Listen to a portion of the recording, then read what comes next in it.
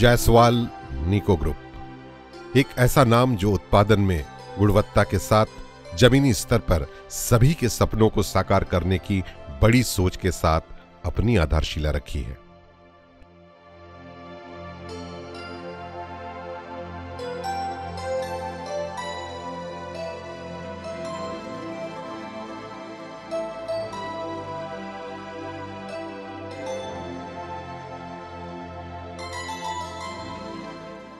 Rail के बड़े network में अपने लौह उत्पादों से राष्ट्र निर्माण में अपनी सहभागिता से आगे बढ़ते हुए नीको ग्रुप ने दुनिया में अपनी साख स्थापित की है।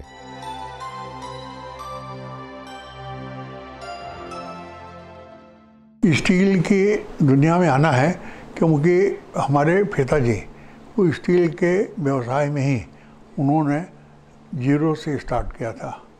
और जीरो से स्टार्ट का मतलब है वो किसान परिवार से थे उत्तर प्रदेश में। वहाँ पर उन दोनों ये बनारस के थोड़ी दूर पर है एक गांव में वो रहा, खेती बाड़ी करते थे। वो कलकत्ते आए और आने के बाद पूंजी थी नहीं तो स्टार्टिंग में तो उन्होंने मजदूरी की और उसके बाद फिर धीरे धीरे उन्होंने स्टार्ट करेंगे तो कम पैसा है नहीं, कैसे पूंजी लो, तो उन्होंने स्क्रैप का बिजनेस, स्टील स्क्रैप का बिजनेस स्टार्ट किया। और स्टील स्क्रैप के बिजनेस से सब आगे बढ़ते गए धीरे धीरे। और जैसे जैसे पूंजी बढ़ी तो उन्होंने फिर अपनी एक ज़मीन ले ली।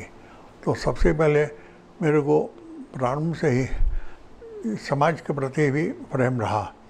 और समाज में जो लोग थे मेरे यहाँ शिक्षा, अपने जायसवाल समाज में एक समझ लीजिए कि जहाँ उन दिनों में कलकत्ते में जायसवालों की आबादी करीब करीब वहाँ पर 2.5-3 लाख थी। 2.5-3 लाख में कुल मिलाकर के मेरे को लेकर के हम लोग 12 ग्रेजुएट हुए थे उसके पहले यही। और कारण ये था कि लोग छोटे कारोबार करते थे, कहते थे बढ़ के नौकरी करनी है क्या, नौकरी करनी हो तो ज़्यादा पढ़ो, नहीं तो आओ दुकान पर बैठो, और भी बढ़े है तो दूसरा दुकान ले लो, और दूसरा करना क्या है। औरतों के प्रति भी यही भावना थी, लड़कियों को पढ़ा के क्या फ़ायदा। तो लड़की एक माँ बनेगी तो 2-3 बच्चे होंगे। तो माँ जब पढ़ी लिखी है तो बच्चों को कभी अनपढ़ रखेगी ही नहीं, एकदम पक्का है। इस तरह से शिक्षा का विस्तार हुआ। तो मैंने सबसे प्रारंभ में जब कॉलेज में गया तो वहाँ पर मैंने बच्चों का स्कूल सोशल समाज के तरफ से ऑर्गेनाइज किया। लोग मेरे को सेक्रेटरी बनाए और सेक्रेटरी बना करके टीचर्स वगैरह लेकर के चालू कर दिए। वो 15-20 बच्चों से शुरू हुआ था, अंत में 2000 बच्चों तक के स्कूल बन गए। मैं 20 साल तक स्कूल का सेक्रेटरी रहा, देखभाल करते रहा। इस तरह से समाज में मेरी लोगों ने काफ़ी पहचान बढ़ी, लोग मान सम्मान देने लगे। तो मेरी ध्यान दी कि हमारे यहाँ इंडस्ट्रियलिस्ट कितने हैं जो आए हुए हैं। तो उसमें 2 को मैंने चुना, तो दोनों उस समय टॉप इंडस्ट्रियलिस्ट थे। और जब उनका संग साथ परिचय मेरा था, लेकिन जब मेरे को उनसे बैठने का मौका मिला, मुझे पता लगा कि ये लोग अपना नाम अंग्रेजी में बैंक का चेक सही करने के लिए उतना लिख सकते हैं, और अंग्रेजी और कुछ ना पढ़ते हैं ना लिखते हैं, उनको कभी स्कूल गया ही नहीं है। ऐसे ही 2 व्यक्तियों से मेरी मुलाकात हुई और दोनों पर मेरी बड़ी श्रद्धा रही कि ये बिल्कुल निरक्षर होने के बाद भी इतनी बड़ी इंडस्ट्री चला, उस समय वही बड़ी थी, इतनी बड़ी इंडस्ट्री चला रहे हैं। तो मैं ग्रेजुएट होऊंगा तो हम तो और उससे अच्छा बेहतर काम करेंगे। तो लालसा हमारी बढ़ी, और लालसा बढ़ने के बाद कॉमर्स ग्रेजुएट होने के पहले मैंने इच्छा की कि मैं फैक्ट्रियों को देखूंगा। पहले उनकी फैक्ट्रियों को देख करके उन्होंने बहुत सम्मान दिया मेरे को। आज तक मैं ये कहता हूँ कि उन्हीं के आशीर्वाद से मुझे फैक्ट्री देखने का मौका, नज़दीकी उन्होंने सब बातें विषय बताई। एक ने बताया कि मेरे यहाँ तो पैसा नहीं था, तो मैंने एक खेत में ली जहाँ फैक्ट्री लगानी है वहाँ ली, और ले करके मेरे पास शेड नहीं थे, तो मैंने तारपुलिन खरीद करके डोरी से बांध करके नारियल के पेड़ों में बांध करके उसके नीचे मैंने रोलिंग मिल बैठाई थी। और मेरे को जब मैंने डिसाइड किया कि मैं फाउंड्री लगाऊंगा तो मेरे को एक दिन बहुत डांटे, बोले बाप का बहुत माल मिल गया है बहुत मेरे को, तो फिर सेट बना रहा है वहाँ जा कर के, एक पैसा कमाया है क्या कि बाप का पैसा लेके खर्च कर रहा है? ऐसा नहीं, तुम अपने पहले काम शुरू करो, फिर दूसरे तरफ सेट रोड बनाना प्रोडक्शन करो दो। लेकिन मेरे मन में रहता था कि नहीं, जो हम करेंगे ठीक से करेंगे, इस तरह की हम जल्दीबाजी नहीं करेंगे, और देख करके अच्छे ढंग से कायदे से ही जो कुछ पहली फाउंड्री मैंने कलकत्ते में लगाई, कलकत्ते से 30 किलोमीटर दूर वो है हुगली, वहाँ पर मैंने एक ज़मीन किराए पर ली और लेकर के वहीं पर सेट बनवाया, और बनाने पर सब ऑर्गेनाइज वे में ठीक से ढंग से जो हमको समझ में आई, और फैक्ट्री भी चालू की थी पहली, और ये बात है 1956 की। और उस समय के बाद फिर फैक्ट्री चली, अच्छी चली, बहुत बड़ी, बहुत करके एक्सपोर्ट भी चालू हुआ, वहीं कलकत्ते में ही मैं था। लेकिन इसके बीच में मेरे को अवसर मिला अपने सभी स्टील प्लांट विजिट करने का जो इंडिया में है, और टाटा और संगसंग बाकी सरकारी जो है वो को उस समय हिंदुस्तान स्टील नाम था, तो उसको सब देखने का मैंने धीरे धीरे मौका किसी भी तरह से ढूंढते रहा, मिल गया तो फिर वहाँ पर चले जाता था जरूर। और फिर आगे जो ज्ञान खुला कि नहीं सचमुच मट्टी से कैसे स्टील बन जाता है, और कैसे वो वैगन इतने फैक्ट्रियों के अंदर आते हैं, ये सब चीज़ें होती हैं, इतना वॉल्यूम बनता है, ये सब चीज़ें हैं। तो मन में जागरण उसी समय हो चुका था कि नहीं, ये तो चीज़ संभव है। और हमारे समाज के अनपढ़ लोग जो हैं वो लोग इतनी दूर तक आ गए, फैक्ट्री लगा लिए, तो फिर मैं ग्रेजुएट हो गया, और क्यों नहीं मैं कर सकता हूँ। तो सबसे बड़ा चैलेंज है मार्केटिंग का। आपका प्रोडक्ट अगर कोई खरीद लेता है तभी आपकी फैक्ट्री की सफलता है। अगर प्रोडक्ट बिके ही नहीं तो फैक्ट्री लगा के फेल होगा, आगे तुरंत होगा, फेल होगा। तो इसलिए ज़रूरी है कि हम जो प्रोडक्ट बनाएं ऐसे क्वालिटी का बनाएं कि देखने के बाद उसकी इच्छाओं को हम नज़दीकी से देखें।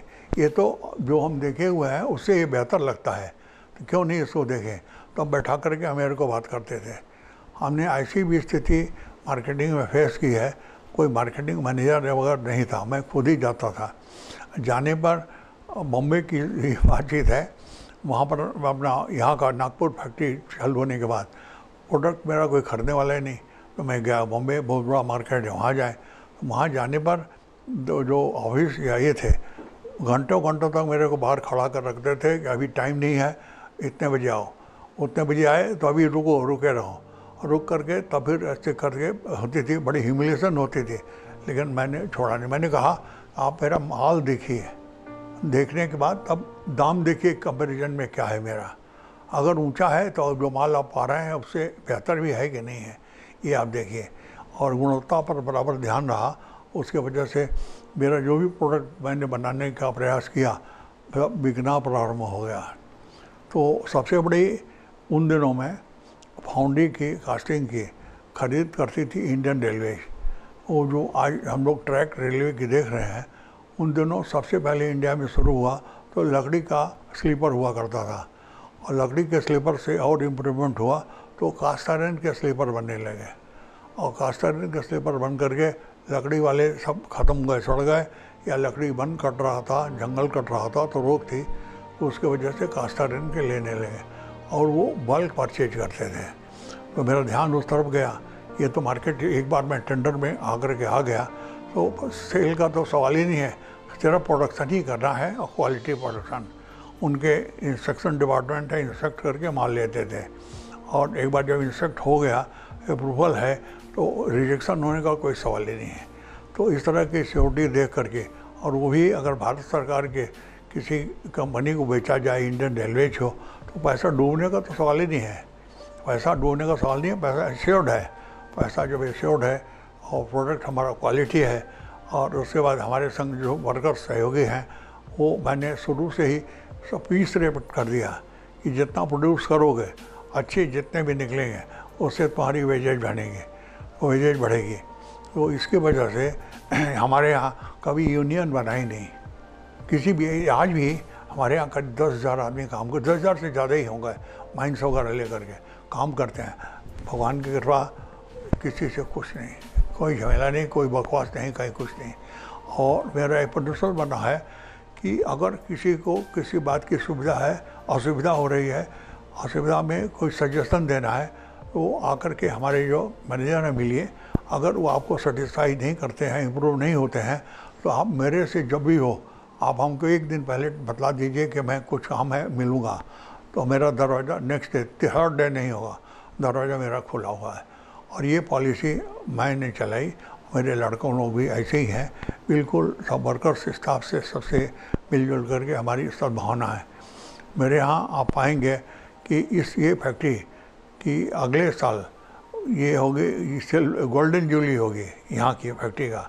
ये रायपुर की फैक्ट्री का सिल्वर जूबली है और 25 साल के, और यहाँ पर अगले साल जा कर के यहाँ होगी 50 ईयर्स हो जाएगी। तो हमारे यहाँ ऐसे भी स्टाफ हैं जो कम से कम 40-45 साल से आए तो यहीं रह गए, रिटायर भी हमारे हाथ से हुए, और रिटायरमेंट होने के बाद भी अगर वो फिट हैं, चलते हैं, अभी भी हैं, मेरे संग नहीं कहीं गए। तो ये भी चीज़ हमारे लिए एक गर्व का विषय है कि हमारे यहाँ कोई यूनियन नहीं, कोई डिफरेंसेज नहीं, हम समय से इंक्रीमेंट टाइम के अनुसार देते रहते हैं। सैलरी जो वगैरह जो भी है, जो दूसरे स्टील प्लांटों में है, तो उससे कम मेरा भी नहीं। और फिर मैं ये फर्म हूँ, हम जो लेंगे क्वालिटी का चीज़ ही लेंगे, क्वालिटी ही बनाओ, और इसमें मेरा बराबर हमारे सारे स्टाफ का पूरा सहयोग मिलते रहा है। परियोजना क्षेत्र के निवासी और संयंत्र के मेहनतकश श्रमवीर निको की फौलादी ताकत है, जिनके सहयोग से स्टील उत्पाद आकार लेते हैं। शीर्ष प्रबंधन इनकी जरूरतों को बारीकी से समझता है और मदद के लिए हमेशा आगे रहता है। मैंने ये सारे काम अब अकेले नहीं किया है, मेरे साथ हमारे ऐसे योग्य सहयोगी तकदीर से मिलते रहे हैं कि तकदीर या बोलिए सेलेक्ट करके आते रहे हैं, कि सबकी वजह से ये मिल करके आगे बढ़ते बढ़ते इस स्टेज पर आया है। इसकी मुझे घमंड नहीं है, मुझे खुशी है कि मेरे संग आज इतने आदमी बिना यूनियन के और एक पारिवारिक तरह से रह कर के सब चला रहे हैं। तो यही मेरा बहुत बड़ी आत्मा की संतुष्टि है कि मैं मदद कर सका लोगों की, कि लोग काम करके अपना रोजी रोटी कमा करके संतुष्ट होकर के रहते हैं। हमारे भारतीयों के ब्लड में है, एक से एक देखेंगे अच्छे अच्छे साइंटिस्ट, अच्छे अच्छे डॉक्टर। आज यूएस और अमेरिका में और इंग्लैंड में पूरे डॉक्टर्स ही छाए हुए हैं सब। ये क्यों हो रहा है? जैसे एम्प्लॉयमेंट बढ़ेगी तो रोजी रोजगार होगा, वो खाएंगे पिएंगे, कम से कम उनके बच्चों को तो पढ़ाएंगे। तो हमने प्रथा चालू की कि जो लोग लड़के हमारे एम्प्लॉयज के फर्स्ट डिवीज़न से पास करते हैं, हम सबको उसका सम्मान हर साल करते हैं और कुछ ना कुछ उनको राशि अवार्ड करते हैं और उनको और भी प्रोत्साहन मिलते रहता है। ये मेरा धर्म मैं समझ करके देश के प्रति जो लड़के 12 फेल हैं वो उनको ही सिखाएंगे स्किल डेवलपमेंट का। और सबसे बड़ा उसमें सजेशन में चॉइस आया कि हम लोग मेडिकल स्किल डालेंगे, डॉक्टरों का संग रह करके, चाहे ऑपरेशन थिएटर में हो, चाहे पेशेंट देखने में हो, या सब मैनेज करने में हॉस्पिटल में हो, उनको अगर स्किल, एक चीज़ बहुत कमी थी, डॉक्टरों के पास वो डॉक्टर हैं, अच्छे सपोर्ट नहीं मिलता है, सब उनको करना पड़ता है। तो बहुत हमारे डॉक्टर दोस्त हैं नागपुर में, तो उनसे सब मैंने बातचीत की, तो उन्होंने कहा आपका थिंकिंग बहुत ऊपर है, आप जितने लड़कों को ट्रेन करेंगे एम्प्लॉयमेंट देने के लिए हम तैयार हैं। और इसकी चर्चा फिर मैंने वहाँ ये यहाँ पर गुरुग्राम वगैरह में जो है वहाँ पर मैंने की, दिल्ली में की, ये सब चीज़ों सब ने कहा कि नहीं इसकी बहुत कमी है और इसमें कोई बहुत पढ़े लड़के नहीं होने चाहिए, उनको ट्रेन कर दिए। रिजल्ट रहा कि मैंने नागपुर में ही शुरू किया, मेरा एक मकान खाली था पड़ा हुआ, स्टाफ रहते थे, स्टाफ को दूसरे जगह दे दिया, उसी बिल्डिंग में कर दिया और करके जहाँ पेपर में सब न्यूज़ गया, लोगों में प्रचार हुआ और तुरंत 300 बच्चे भर्ती हो गए, चालू हो गया स्किल डेवलपमेंट का। आज के दिन 18 स्कूल चल रहे हैं इंडिया में, इसमें यहाँ पर भी है, दिल्ली में भी है, गुड़गांव में भी है, उसके बाद बॉम्बे में भी है, रायपुर में है, ये भी है, भिलाई में, दुर्ग में है। ऐसे ही सब चारों तरफ धीरे धीरे बढ़ते चले जा रहे हैं। आज कुछ नहीं तो करीब करीब 1500 लड़के अभी विभिन्न स्कूलों में आते हैं और आकर के ये सब शिक्षा ग्रहण करते हैं एट ए नॉमिनल फी, और हम लोग एश्योर करते हैं एम्प्लॉयमेंट की, क्योंकि हमें मालूम है कि इसकी भूख बहुत ज़रूरी है। डॉक्टर लोग खुश हो जाते हैं, लड़के जो यहाँ से ट्रेन करके जा रहे हैं तो वो खुश हो जा रहे हैं। तो मेरी संतुष्टि यही है कि इतने लोगों को फिर हम जो दे रहे हैं और वो दूसरे भी अगर नौकरी पा करके उनका घर परिवार चलता है तो इससे बढ़ के क्या हो सकता है।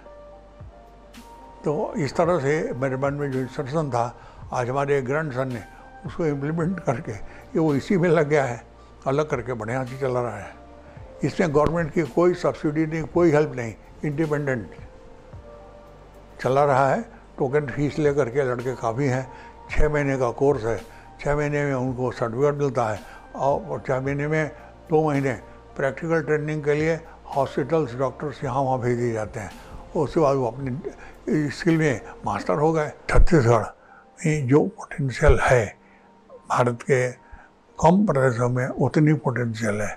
मिनरल्स सभी तरह के वहाँ पर हैं। दूसरी बात है, कोयला बहुत अधिक होने के कारण बिजली की कोई कमी कभी नहीं रही है। सबसे बड़ी आपदा देश में आई, वो आपदा ही कही है। ऑक्सीजन नहीं मिल रहे थे और ऑक्सीजन की कमी से हॉस्पिटल में लोग तड़प के मर जा रहे थे, और इससे काफ़ी बात हुआ। मेरे पास ऑक्सीजन प्लांट बड़ा था। मेरे दिल में आया कि सबसे आवश्यक और मेरा धर्म और कर्तव्य बनता है कि ऑक्सीजन वो पूरा जितना ज़रूरत हो लोग ले जाएं, हम फ्री देंगे, कोई पैसे की ज़रूरत नहीं है।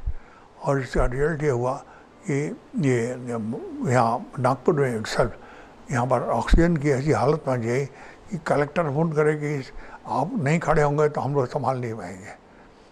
उन्होंने कहा कि नहीं, अभी से आप कल गाड़ी लगाइए और मैं कितना आपको चाहिए, जितना चाहिए हम दे रहे हैं। हर घर खुशियों से रोशन रहे, सुविधाओं की डोर से समाज का हर वर्ग संजीदगी से जुड़ा रहे, इसलिए सड़कों, पेयजल, स्वास्थ्य, चिकित्सा जैसी बुनियादी जरूरतों को पूरा करने के साथ ही कौशल प्रशिक्षण के नए आयाम की दस्तक निको ग्रुप ऑफ इंडस्ट्रीज देता है। बचपन से हम लोग ये देखते आए हैं कि कार्य प्रोडक्शन बढ़ाना या प्रॉफिटेबिलिटी से ज़्यादा फोकस ये इस चीज़ पे दिया गया है कि हम लोग उस क्षेत्र का वो ग्रोथ इम्प्रूवमेंट कैसे हो, वहाँ के लोग कैसे प्रॉस्पर करें, उनको क्या उनकी सुविधा मिले, उसके ऊपर हम लोग का हमेशा फोकस रहा है। निको में हम लोगों ने बहुत तरह के कार्य किए हैं और जिसके लिए हम लोगों को बहुत सारे रिकग्निशन भी मिला है। बट अगर मुझसे पूछेंगे तो कुछ ऐसे काम हैं जो हम अपने रोज़ के व्यवसाय से हट के करते हैं, जिसमें आदमी को सेटिस्फैक्शन ज़्यादा मिलता है। So one of those things that we have done recently has been we've been involved in the skill development of the local youth and women in various regions where we have our establishments. So apart from that, we are working in some of the most backward areas of the country, जो हमारे mines के area हैं। वहाँ पर भी हम लोगों ने स्कूल्स, हॉस्पिटल्स, रोड कंडीशंस, बाकी सभी चीज़ों में जहाँ जहाँ लोगों को जिस तरह की ज़रूरत है, being a responsible corporate citizen, we have taken up those jobs and we have done those to the satisfaction of the people, so that our countrymen who don't have the kind of facilities that we take for granted every day can have those access to some common basic facilities. तो उसको देखते हुए आज भी जैसा कि मैंने कहा, सबसे ज़्यादा सेटिस्फैक्शन स्पेशल स्टील के नाम पे तो या कास्टिंग्स के नाम पे तो Jaiswal Neco has been known for years together. But हम लोग ये भी चीज़ें कर रहे हैं जिससे आई बिलीव कि going forward we will be recognized not by just the products we make but also by the good deeds we are doing for our countrymen. इस तरह एकजुट मेहनतकश हाथों ने निको ग्रुप की सफलता की कहानी लिखी है।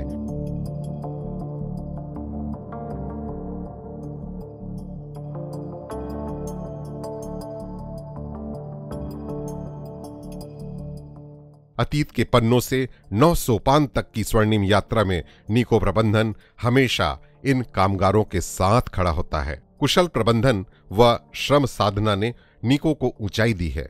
चुनौतियां तो बहुत आई अपनी हमारी इस पर्सनल ज़िंदगी में। आज के दिन जो मेरी उम्र है उसमें मैंने 1963 में ऐसी वर्स्ट पोजीशन देखा था, ऐसी सिचुएशंस मैंने देखा था जो आप सोच भी नहीं सकते।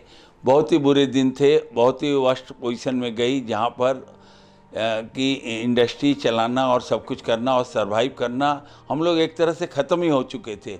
उस समय की जीरो चैलेंज से लेते हुए 1963 को जो हमारी चैलेंज थी उससे बढ़ते हुए फिर हम लोग आगे बढ़े और आगे बढ़ करके फिर हम लोग आए और फिर जाकर के बीच बीच में बहुत सारी चुनौतियाँ आई, जहाँ लगा कि अब हम लोग डगमगा गए हैं, गिर पड़ेंगे, संभालना मुश्किल है। लेकिन बाबूजी ने हमेशा हिम्मत देते रहा, बेटा हिम्मत रखो, करो, कभी भी फेल नहीं होगे। और उस सहयोग को पाते हुए, उस चैलेंज को स्वीकार करते हुए हम लोग बहुत सारी, हम समय समय पर लोहे के बिजनेस में भले ही फाउंड्री रहा हो या स्टील प्लांट रहा हो, बहुत सारी चुनौतियाँ आई हैं, बहुत सारी परेशानियाँ आई हैं, मार्केटिंग में आई हैं, फाइनेंशियल आई हैं और बहुत सारी चीज़ें आई हैं। समय समय टेक्नोलॉजी भी तंग की है, सब कुछ होता है। फिर भी वो सारी चुनौतियों को लेते हुए हम लोगों ने आगे बढ़े हैं और उसको आगे बढ़ते हुए, उसे सक्सेस करते हुए आगे बढ़ते हुए आए हैं और आगे भी बढ़ते रहेंगे। हमारी जिम्मेदारी सिर्फ हमारे अपने जो एम्प्लॉयज़ हैं उनके प्रति ही नहीं है। हमारी जिम्मेदारी आज जिस क्षेत्र में जहाँ पर हम लोग अपनी इंडस्ट्री लगाए हैं, जहाँ हमारी माइंस हैं, वहाँ के लोगों के प्रति भी हमारी जिम्मेदारियाँ हैं। जो आदमी अगर अपने साथ अपनी इंडस्ट्री चाहे कहीं भी लगाए, अगर वो उसके आसपास को उसको डेवलप करते हुए नहीं चलेगा, उसे अगर परिवार की तरह मान करके आगे नहीं बढ़ेगा तो कभी डेवलप बढ़ ही नहीं सकता, कभी चल ही नहीं सकता। केवल समाज में वर्कर, क्योंकि जिस समय जहाँ पे आप फैक्ट्री लगाते हैं उस समय ऑटोमेटिकली चारों तरफ एक समाज डेवलप होता है, क्योंकि उस वर्कर, उसके स्टाफ, उसकी फैमिली सब आगे आजू बाजू आके बसते हैं, रहते हैं, सब कुछ बन जाता, वो एक परिवार बन जाता है। और उस परिवार में अगर आप चाहेंगे कि आप खाली आगे बढ़ते रहें और परिवार आगे न बढ़े, ऐसा हो ही नहीं सकता। क्योंकि समय के साथ साथ केवल उसके आसपास, उसकी जगह सभी को डेवलप करना पड़ता है और सब चल के तभी आप डेवलप कर सकते हैं। आप चाहेंगे कि आप अकेले डेवलप होते रहें और आजू बाजू डेवलप ना हो, ऐसा हो ही नहीं सकता। या तो आप फेल होंगे या तो वो नहीं होगा। इसमें आगे बढ़ना है तो आपको सब कुछ बराबरी, चारों तरफ ध्यान देके सब कुछ को डेवलप करते हुए, साथ लेते हुए काम करना पड़ेगा। इसका सबसे बड़ा उदाहरण है, आज देखिए 50 साल में मेरे यहाँ कोई यूनियन नहीं है, कोई चीज़ नहीं है, कोई फैक्ट्री नहीं। इससे आप समझ सकते हैं हमारे स्टाफ, हमारे वर्कर, हमारे आजू बाजू, हमारे सब लोगों में क्या रिलेशन रहा हो, क्या डेवलप है, हम क्या करते हैं और किस तरह रखते हैं। नॉट ओनली हम लोग इसमें ही केवल अपने आजू बाजू समाज के लिए भी काम करते हैं, सबके लिए करते हैं, समाज सेवा और सब कुछ ये अपना उद्देश्य रहा। क्योंकि हमारे साथ हमारा समाज भी है जो हमें अग्रसर होने के लिए आगे बढ़ाता है, उनकी भी सपोर्ट लगती है। बिना कहीं भी नागपुर में अगर हमें नागपुर में काम करते तो हमें नागपुर के लिए भी कुछ करना होगा। ये हमारी दायित्व है, हमारी जवाबदारी है, हमें करके ऐसे आगे बढ़ना पड़ेगा। बिना उसके कोई भी आगे नहीं बढ़ सकता, चाहे कहीं भी। आज रायपुर में भी हम लोग बहुत सारी चीज़ें देखे होंगे आपने, चाहे हमारी फैक्ट्री के चारों तरफ हो, चाहे वहाँ पर पावर, चाहे वहाँ के लोगों की नौकरी, बच्चों की पढ़ाई या कुछ, चाहे माइंस में रहता है औरतों के लिए काम, सिलाई या व्हाटएवर, जो भी उनकी सुविधा, जो भी चीज़ रहती है चारों तरफ, उनको जिसको भी जो ज़रूरत लगती है उसे करने के लिए करते हैं। ऐसे ही नागपुर में भी हम लोग आजू बाजू जितनी जगह है, स्कूल, कॉलेज या जो भी सपोर्ट जहाँ भी लगता है, उसमें सब हम लोग आगे अग्रसर हो करके उसे मदद करते रहते हैं, बढ़ाते रहते हैं। हमारे वर्कर, हमारे स्टाफ, हमारे मैनेजर, हमारे अधिकारीगण, उनके बिना मैं आगे नहीं बढ़ सकता। वो आगे बढ़े, उन्होंने हमें सहयोग किया, हमें बढ़ाया, हम तब आज इस जगह पे, आज इस 50वें साल की मंजिल या 25 साल रायपुर पूरा करना, आज मेरे सहयोग से हमारे अधिकारीगण, हमारे मैनेजर, हमारे वर्कर, हमारे स्टाफ, सबका बहुत बड़ा योगदान रहा है। उनके बिना तो हो ही नहीं सकता। कोई भी आगे अकेला चाहे बढ़ सके और कहे हम कर सकते हैं, ऐसा तो हो ही नहीं सकता। इसमें सबकी बहुत बड़ी सहयोग है, सब चीज़ है। हमारी एक ही मनोकामना सबके, सब लोग जैसे हम बढ़ें, हमारे साथ हमारे कर्मचारी, अधिकारीगण सब लोग आगे बढ़ते रहें, काम करते रहें और हमारे साथ सहयोग करते रहें। इसी तरह दिन दुगना रात चौगुना, वो भी बढ़ें, हम भी बढ़ें, हम लोग सब लोग आगे बढ़ते रहें। स्वर्णिम 25 बरस की दहलीज पार कर रहे रायपुर निको संयंत्र के साथ निको ग्रुप ऑफ इंडस्ट्रीज अपनी स्थापना के 50 वर्ष पूरा कर रहा है। लौह पथ पर अग्रसर निको परिवार को श्रम, साधना व विश्वास की आसमानी ऊंचाई के लिए शुभकामनाएं। हमारे वर्तमान जो अभी स्टाफ है उनके लिए मेरा यही संदेश है कि अपने धर्म, मैं कहूँगा धर्म और कर्तव्य, इसको ध्यान में रखते हुए जहाँ पर भी मेरे यहाँ काम कर रहे हैं, जहाँ भी काम आगे करें, और जो लोग नहीं करते हैं उन सबके लिए ही है कि सब लोग अपनी ड्यूटी को पूरी तरह से निभाएं और देश को सर्वोपरि माने। हम जो काम कर रहे हैं हम तो अपनी फैमिली के लिए कर रहे हैं, लेकिन family is a part of अपना देश। तो इसलिए जो कुछ भी करें, भले ही हम परिवार के लिए ही करें, लेकिन ठीक से करें, अच्छी शिक्षा बच्चों को दें, बढ़ कर के बढ़ें। तो बहुत देर नहीं है कि अगले 10-20 साल में हमारा देश किसी की तुलना में कम नहीं रहेगा।